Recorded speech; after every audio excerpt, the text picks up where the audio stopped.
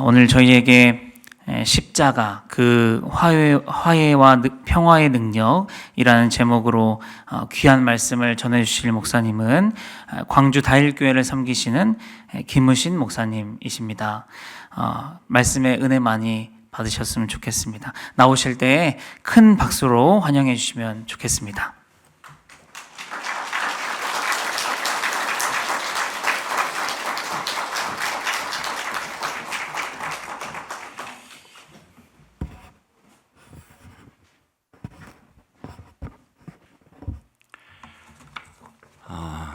일 년 만에 여러분을 뵙습니다. 평화의 인사같이 나누시죠. 샬롬. 제가 늘 느끼는 것인데 우리 열린 베델교회 교우들은 새벽에 진심이세요. 5시에서 5시 반으로 옮겨지니 좀 괜찮으신가요? 예, 이번에 6개 교회가 다 같은 시간에 하면 좋겠다. 좀 들쑥날쑥해서 좀 이렇게 가는 목사들이 5시인가 5시 반인가 그러거든요. 또 토요일은 또 신학교는 6시예요. 그래가지고 좀 복잡해서 이번엔 5시 반으로 다 맞춰서 함께 하자 해서 우리 열린 베델교회와 또 다른 교회는 5시에서 5시 반으로 옮겨지게 됐습니다. 오늘 라함 공동체 예수의 길 참 좋았습니다. 작년에 우리 교육자들이 특송한 곡이 예수의 길이에요. 그래서 앉아서 한참 같이 따라하고 또 그때 생각도 나고 또 찬양의 은혜도 같이 나눴습니다.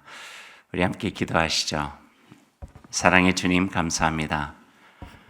주님께서 오늘 우리에게 귀한 말씀 전해주십니다.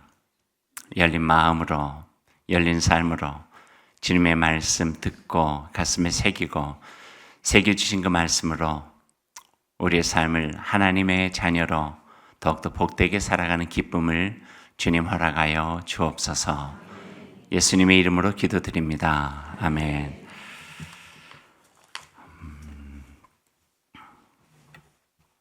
베드로와 제자들은 지난 몇 주 동안 참 힘든 시간을 보냈습니다. 지난 며칠 그들 앞에 펼쳐진 장면들은 하나같이 믿을 수 없는 장면들이었죠. 예수님과 함께 예루살렘 입성할 때 아직도 귀에 울리는 그 환희, 그리고 들떴던 마음들, 감동, 그 모든 것들이 며칠 만에 악몽으로 바뀌게 됐습니다. 그들이 믿고 따랐던 예수님, 얼마 전까지 그들 곁에 계셨던 예수님, 고통 속에 십자가에서 돌아가셨습니다. 그분의 약속대로 다시 살아나셨지만 그들의 마음은 부활의 기쁨을 채 느낄 수 없을 정도입니다. 왜냐하면 그들이 갖고 있는 주님에 대한 미안함, 또 마지막까지 그 십자가의 일을 따르지 못했던 그 죄책감, 그게 너무 커서 부활하신 예수님을 다시 뵐 면목이 없는 제자들이었죠. 그러다 보니 절망은 더 커지고 그 속에 있는 부끄러움은 더 깊어질 수밖에 없었습니다. 그 중에 가장 그 절망과 죄책감이 컸던 이는 바로 첫 번째 제자라고 자부했던 베드로 사도였습니다. 심각한 좌절과 절망에 빠졌죠. 얼마 전까지 가장 앞자리에서 나를 따르라, 주님 곁에는 꼭 자기가 있어야만 될 것 같은 그런 제자였는데 한순간 가장 비겁하고 초라한 제자가 되어버리고 말았습니다. 그 모습으로 예수님 더 이상 만날 수도 없었죠. 눈을 마주칠 수도 없었고요. 그리고 자기의 가장 아픈 과거가 있고 상처가 있었던 그 예루살렘에 머물 수도 없었습니다. 그래서 갈릴리로 갑니다. 자기의 고향 낙향하게 되는 거죠. 베드로의 심정 여러분 이해가 되시죠?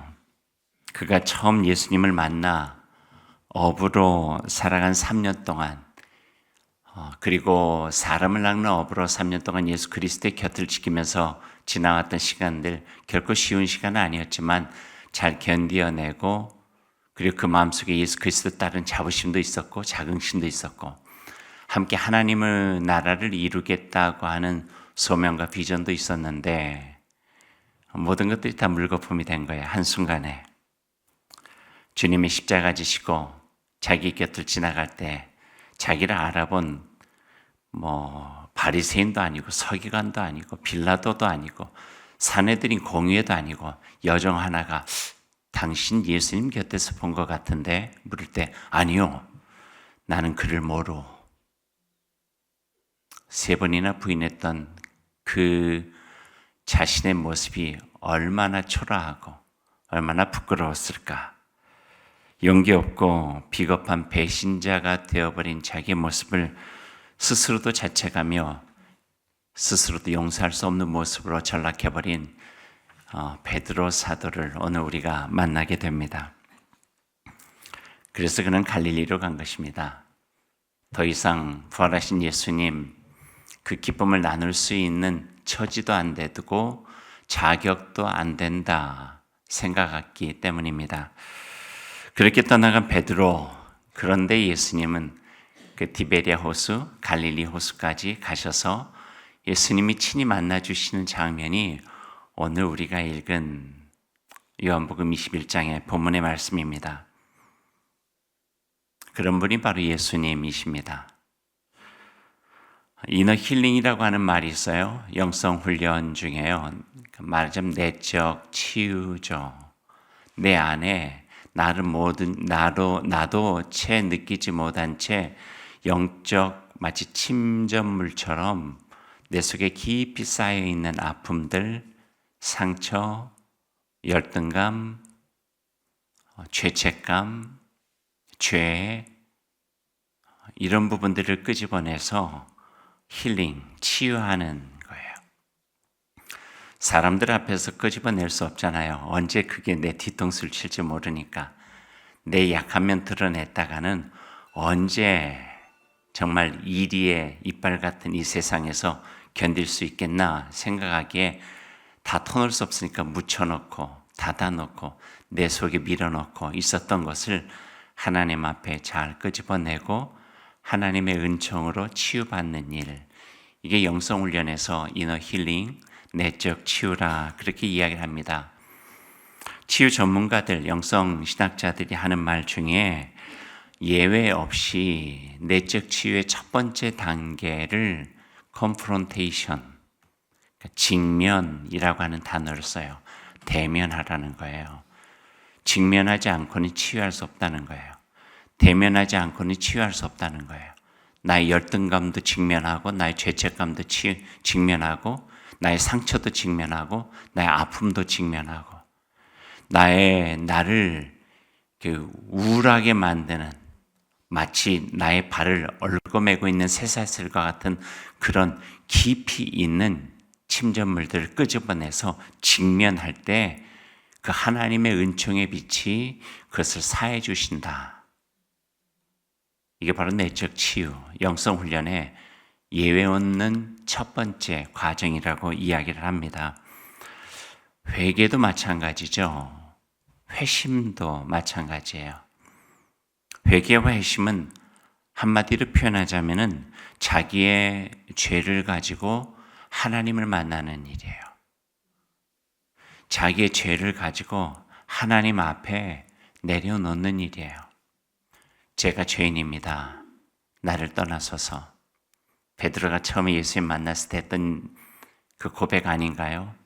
하나님 앞에 나의 죄, 나 연약했던 부분, 부족했던 부분들을 다 내려놓고 주님의 은혜를 구하고 라함, 긍휼을 구하는 그 마음, 그 속에서 내적인 치유가 이루어진다 하는 것입니다.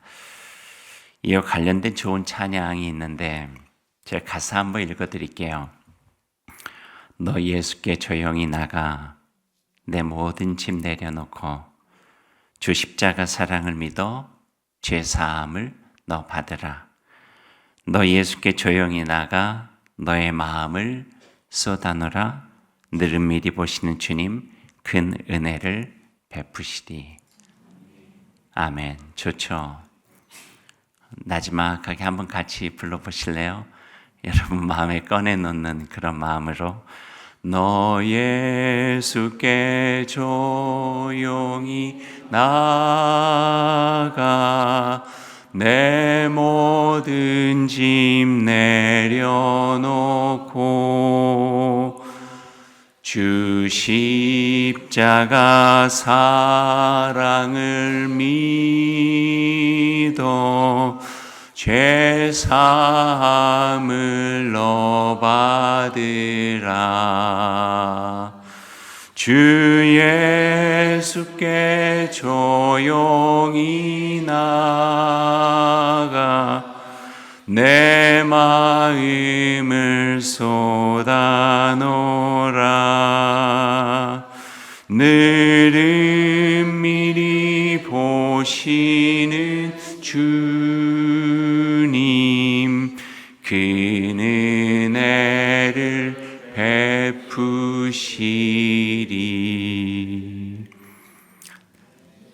다른 가사는 이렇게 돼요. 너 주님과 사귀어 살면 새 생명이 넘치리라. 주 예수를 찾는 이 앞에 참 밝은 빛 비추어라. 내 안에 있는 것은 그늘진 거죠. 어둠 속에 묻어놓은 거예요. 차마 꺼내놓을 수 없는. 하나님 밝은 빛 앞에, 빛 대신 주님 앞에 용기 있게 문을 열고 꺼내놓은 거죠. 그랬더니 하나님께서 그 그늘진 것, 어둠 속에 있던 것을 주님의 그 따뜻한 손길로서 치유해 주시고 더 이상 그것 때문에 괴로워하지 않게, 그것 때문에 힘들어하지 않게 도와주신다. 이 말씀이에요.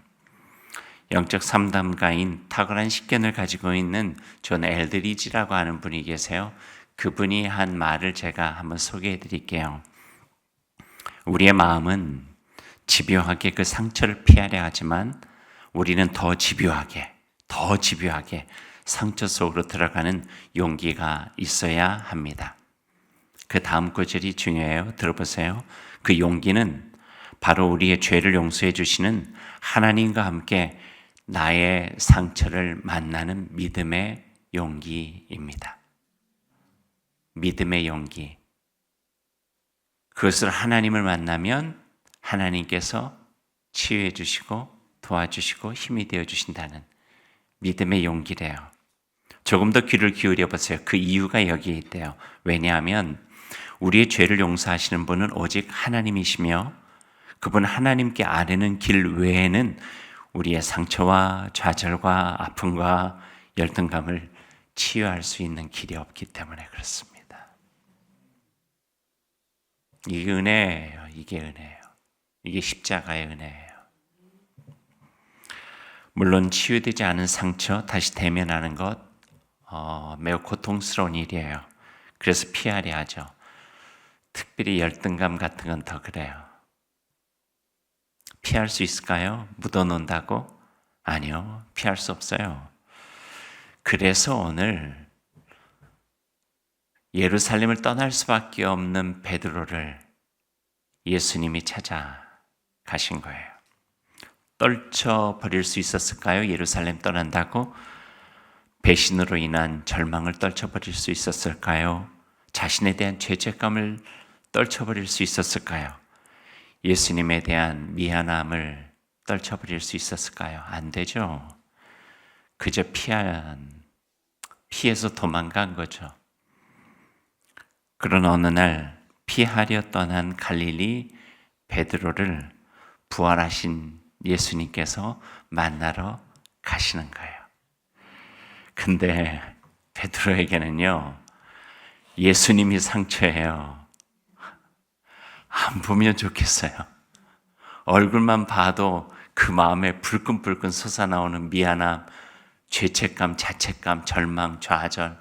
근데 그 예수님의 갈릴리 호수로 오셨어요.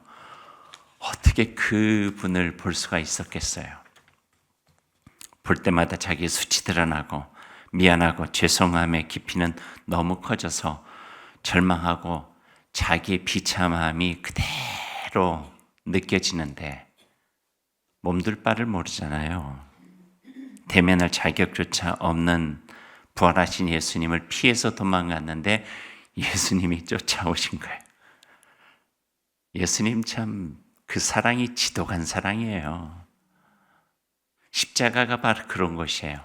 저주까지 쫓아가셔가지고 저주에 있었던 모든 사람, 한 사람까지도 구원하셔야겠다거나 하나님의 말씀 가지고 가신 것이 십자가거든요. 그러니 십자가의 사랑은요, 지극한 사랑, 지독한 사랑. 그 십자가에서 내려오셔서 부활하셔서 편하게 사시면서 하늘로 올라가시만 한데 베드로의 그 상처의 깊은 마음까지 다시 만져주시기 위해서 갈릴리 바다까지 예수님께서 찾아가신 거죠. 예수님이 갈릴리에 오셨을 때 막 동이틀 무렵이었습니다. 베드로와 제자들은 갈릴리 호수에서 고기를 잡고 있었죠. 아직 예수님인 줄 알아채지 못할 때에 호숫가에 있던 예수님이 그들을 향해서 소리를 치세요. 여보시오, 고기를 좀 잡았어. 그물을 배 오른편에 던져보시오. 그러면 고기를 잡을 것이오. 3년 전 베드로를 부르실 때 예수님의 음성이에요. 그대로 저 깊은 곳에 그물을 내려보시오. 그 말을 들은 제자들 오른편에다가 그물을 던지니 고기가 가득 잡혔습니다. 그때 한 제자가 느낀 거예요. 주님이시다. 그 말을 들은 베드로 옷을 벗고 일하고 있다가 겉옷을 입고 호수로 뛰어들어요. 수영을 하고 왔는지 어떻게 왔는지 간에 예수님한테 그냥 달려가는 거예요. 주님이시다. 예수님 만났어요. 베드로가. 그때 예수님 이미 호숫가에서 숯불을 피워놓고 밤새 일했던 자기 제자들 추울까 봐 따뜻한 숯불 피워놓고 고기를 구워놓고 떡도 따뜻하게 데펴놓고 그러고 주님이 계세요. 그리고 오늘 성경 말씀 보니까 떡과 그 마련한 고기를 와서 먹으라고 아침밥 드십시오. 그래서 모은 거예요. 근데 아무도 그 음식에 손을 댈 수가 없어요. 어떻게 먹어요? 먹을 자격조차 없는데. 그러니까 오늘 13절 말씀에 보니까 아무도 손을 못 대고 있었던지 예수님께서 손수 떡을 떼어서 이 떡을 드시오. 생선을 들어서 이 생선도 드시오. 손수 나눠주시는 예수님의 모습을 보게 되는 거예요. 느껴지지 않나요? 불과 며칠 전에 예수님은 떡을 떼어 나눠주면서 이것이 내 몸입니다. 여러분들을 위해서 찢기는 나의 몸과 같습니다. 잔을 들어서 나눠주시면서 이것이 내가 여러분들을 위해서 흘리는 나의 피입니다. 늘 기억하십시오. 마치 마지막 만찬처럼 떡과 생선을 숯불에서 따뜻하게 데펴가지고 그 사랑으로 나눠주시는 예수님의 모습을 보게 되는 거죠. 그냥 상상해봤어요. 성서적 상상력으로. 아무 말도 없이 조용히 먹었을 거다 생각돼요. 뭐 할 말이 있었겠어요? 할 말이 뭐가 있었겠어요? 조반을 다 먹고 난 다음에 예수님께서 베드로 곁에 있어서 예수님이 베드로에게 이렇게 이야기를 건네세요. 네가 이 사람들보다 나를 더 사랑하느냐? 네가 이 사람들보다 나를 더 사랑하느냐? 대답할 수 없는 베드로. 왜냐하면 마지막 만찬 자리에서 자기가 했던 말이 있잖아요. 다른 사람이 다 예수님을 모른다 할지라도 부인할지라도 나만은 절대 그러지 않겠습니다. 호언장담했던 베드로인데 네가 이 사람들보다 나를 더 사랑하느냐? 그렇게 물으니 뭐라 대답할 수 있었을까요? 그래도 아마 제 느낌에는 기어 들어가는 목소리로 이렇게 대답을 합니다. 예, 주님, 그러하나이다. 제가 주님을 사랑하는 줄 주님이 아시나이다. 한 번이면 될 줄 알았는데 또 물으시네요, 예수님께서. 참 집요하세요. 주님께서 또 두 번째 물으세요. 요한의 아들 시몬아, 네가 나를 사랑하느냐? 처음 불러주셨던 그 이름으로 다시 부르시는 거예요. 마치 첫사랑을 회복시키시려는 듯이 같은 대답을 할 수밖에 없었죠. 베드로는요. 예, 주님, 그러하나이다. 내가 주님을 사랑하는 줄 주님께서 아시나이다.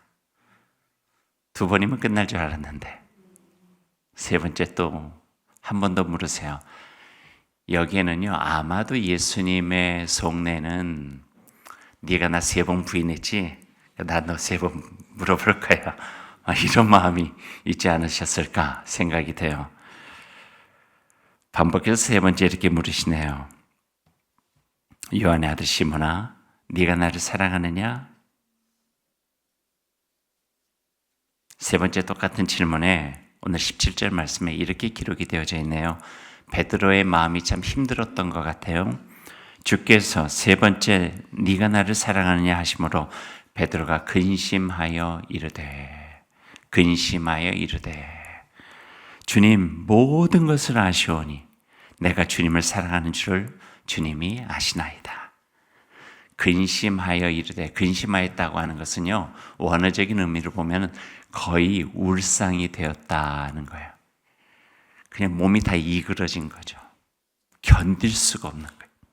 수치심, 좌절감, 미안함, 죄책감, 눈도 마주칠 수 없는 그분이 세 번이나 나를 물어볼 때 뭐라 대답할 수 있겠어요? 주님 아시지 않습니까? 제가 주님을 사랑하는 것을요. 이렇게 대답할 수밖에 없는 거예요. 제가 너무 두렵고 무서워서 주님 모른다고 세 번이나 부인했지만 그래도 제 마음에는 주님 아직도 사랑합니다. 주님 사랑하니까 주님 볼 수 없어서 여기까지 지금 제가 내려왔습니다. 그렇게 대답하는 거죠. 베드로의 속마음 터져버렸습니다. 그 말을 들은 예수님, 내 양을 먹이라, 내 양을 치라, 내 양을 먹이라, 이렇게 말씀해 주세요. 그 앞에 생략된 단어가 있어요. 그게 뭐냐면 그러면 됐다예요. 그러면 됐다. 네 마음속에 나를 향한 사랑의 작은 조각이라도 남아있다면 그럼 됐어. 내 양 먹여, 내 양 쳐, 내 양을 돌봐줘. 이렇게 말씀해 주시는 거예요. 십자가에 예수 그리스도의 그 지극한 사랑이 베드로의 죄책감 속을 파고들고 미안함과 절망을 파고들어서 속에 있었던 사랑을 끄집어내 주신 거죠. 그리고 그 사랑이 있다면은 그러면 됐어. 내가 너에게 나의 양을 맡기고 싶다 하는 거예요. 제가 이렇게 표현을 해봤어요. 베드로, 그대여, 그대와 같은 힘없는 양을 돌봐 주시오. 예수 믿는 길 어려울 텐데, 복음으로 살아가는 길 힘들 텐데, 나도 없는 이 땅에서 보여서 성령님 아무리 도와주신다 해도 때로는 힘들고 어려워 배신할 때도 있고 모른다 할 때도 있고 낙심할 때도 있고 좌절할 때도 있고 엇나갈 때도 있고 벗어날 때도 있는데 베드로요, 그대는 알지 않소. 그래도 사랑이 있으면 얼마든지 회복될 수 있다는 것을 회복해 주시는 거예요. 그래서 전 베드로가 좋아요. 왜냐하면 때때로 우리가 베드로가 되잖아요. 한번 정한 이 길 끝까지 가겠다 말해도 베드로처럼 얼마든지 작은 것 하나에도 마음 상심하고 이렇게 어렵고 저렇게 어렵고 속상하고 모른다 하고 사람한테 상처받았다고 주일 예배 못 나오고 그 사람 뒷곡절만 봐도 속에서 불끈불끈 솟아오르고 예수 그리스도의 길에서 벗어날 수 있는 일들은 우리의 삶의 여정 속에 얼마나 많이 있는지 몰라요. 그러기에 오늘 베드로에게 부탁하시는 거예요. 너는 이해하지. 베드로요, 그대여, 나의 양을 돌봐주십시오. 아무리 힘들고 어렵고 연약하여 부족하여 내 곁에서 떠나고 싶을 때 나처럼 찾아가서 붙잡아주고 그 속에 있는 작은 사랑 조각 찾아내서 죄책감 덜어내고 절망 덜어내고 좌절 덜어내고 그 사랑이면 되었다고. 그러면 됐습니다. 그 사랑으로 다시 일어나서 함께 주님의 길을 걸어가십시다. 이렇게 말씀해 주시는 거죠. 예수님께서 갈릴리까지 찾아갔어서요. 이야기 하나만 더 하고 마치죠. 베드로가 예수님을 바라보기조차 힘들어했던 것처럼 초대교회에서는요, 십자가를 바라보지 못했어요. 한동안 100년, 200년 동안 초대교회 카타콤에서까지도 십자가가 나타나질 않아요. 그들의 상징적인 표시는요, 물고기였어요. 이렇게 익두스라고 하는 예수 그리스도 나의 주님입니다. 그것을 상징적으로 이야기하는 물고기. 그래서 믿는 사람들끼리 이렇게 나무나 이런 걸 가지고 바닥에다가 물고기를 그리면은 서로가 그리스도인이라고 하는 것을 이렇게 알아볼 수 있는 표식이었죠.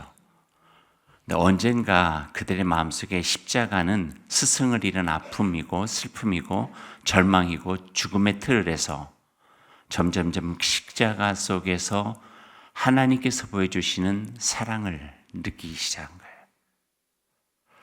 저 십자가가 예수 그리스도를 통해서 우리에게 보여주시는 은총이었지, 은혜의 빛이었지, 그 십자가의 사랑의 손길을 통하여서 우리를 다시 빚으셔서 새로운 사람으로 살아갈 수 있도록 도와주셨지. 그것을 알게 된 후에 십자가를 바라보기 시작해요. 그리고 서서히 초대교회 속에 십자가가 등장하기 시작해요. 시간 많이 걸렸어요. 한 200년 이상. 그리고 그 십자가가 오늘 이렇게 우리 앞에 있게 된 것입니다. 그러니까 십자가는 하나님의 지극한 사랑이에요. 우리를 용서하시는 사랑, 하나님과 화해시키는 사랑, 예수님과 베드로가 하나가 되어줄 수 있는 사랑.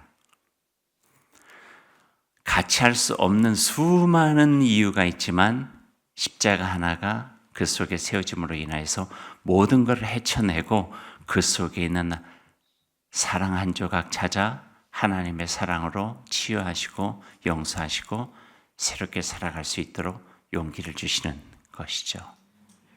이게 십자가에 담겨져 있는 비밀입니다. 사랑과 치유이기도 하고요. 사랑하는 여러분, 이번 고난주간 6인 6색을 통해서 그 십자가의 놀라운 능력과 은총을 경험하시기를 바랍니다. 주님의 사랑이 그 속에 담겨져 있기 때문에 십자가를 직면할 때 우리의 아픔도 드러나고 우리의 절망도 드러나고 미안함, 죄책감, 나의 부족함도 다 드러날 수밖에 없지만 그 십자가는 바로 거기에 세워져서 우리 속에는 아주 작은 조각사랑이라도 끄집어내고 하나님의 은총 입은 자로 살아갈 수 있는 놀라운 은혜를 허락해 주십니다. 그 은혜로 여러분의 삶이 치유되고 회복되고 하나님 앞에서 온전하게 서서 새롭게 살아갈 수 있는 주의 은혜를 경험할 수 있기를 소망합니다. 기도하십시다. 제가 주님을 사랑합니다. 베드로의 진심입니다. 제가 주님을 사랑하는지 주님께서 아시지 않습니까? 다시 한번 따르라 하시면 이제 용기를 내어 따르겠습니다. 당신을 향한 나의 사랑의 힘이 아니라 이런 나조차도 이렇게 못나고 약하고 부족한 나를 사랑하신 주님의 사랑에 다시 한번 용기를 내서 주님 예수 그리스도 그분 나의 십자가를 메고 따르겠습니다. 갈릴리 호숫가에서 제자들과 아침을 함께 하시면서 부활의 예수님께서 베드로에게 간곡하게 일러주신 오늘 말씀의 깊은 뜻을 헤아려 봅니다. 부활하신 예수님은 자기를 3번씩이나 부인했던 베드로에게 자기의 어린 양떼를 돌보고 먹이라고 3번이나 거듭 당부하셨습니다. 부활하신 주님 믿고 제자들이 반드시 해야 할 일은 어리고 약하고 힘없는 양들을 정성으로 보살피는 공동체적 사랑입니다. 좌절과 절망 속에 빠져있는 어린 양을 위해 숯불을 피우라는 권면입니다. 그 위에 생선과 빵을 구우라는 명령입니다. 부활 예수 믿고 죽어 혼자 천당 가는 것이 중요한 것이 아니라 절망과 아픔과 상처로 힘겨워하는 이들, 그들이 있는 곳에서 숯불을 피워 따뜻한 세상, 예수 그리스도의 십자가의 사랑이 나눠지는 하나님의 나라를 이루어 가라는 말씀입니다. 우리가 그리할 때 절망이 희망이 되고 상처가 치유되고 미움이 사랑이 되고 아픔을 넘어 새로운 생명의 움직임이 시작될 것입니다. 주님, 이 시간 우리를 만나주시기를 원합니다. 아픔, 낙심, 외로움, 상처 가운데 우리를 만나셔서 위로해 주시고 그 지극하고 지독한 십자가의 사랑을 경험할 수 있도록 인도하여 주옵소서. 주님, 이 시간 우리를 만나주시기를 원합니다. 끊어내지 못한 욕망, 이익에 밝은 나의 이기심, 화해하지 못한 채 무시하고 있는 어긋난 관계, 내려놓지 못한 아집, 십자가의 은혜로 저희를 만나주시기를 원합니다. 주님의 십자가의 은혜로, 보혈의 은총으로, 사랑의 돌봄으로 다시 한번 힘을 낼 수 있도록 도와주시고 믿음의 용기 가지고 견실한 하나님의 자녀로 살아갈 수 있도록 인도하여 주옵소서. 예수님의 이름으로 기도드립니다. 아멘.